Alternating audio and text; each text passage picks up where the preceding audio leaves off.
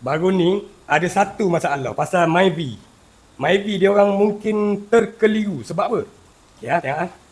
Okay, ni contoh Myvi high speed.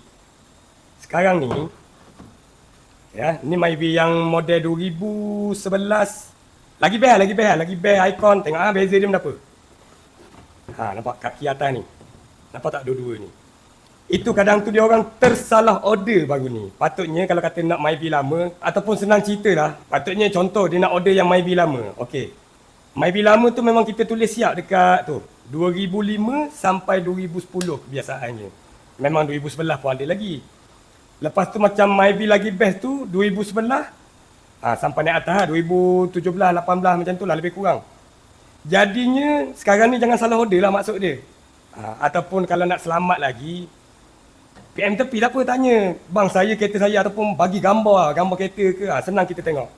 Kalau tak macam ni nanya lah. Baru ni dia orang salah beli, nak yang Myvi first model dia pakai tekan je.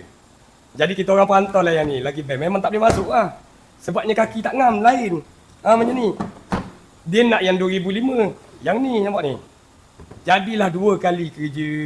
Dia pun beli juga, cumanya kena return balik. Barang dah buka dah, tapi tak boleh nak pasang. Naya macam tu.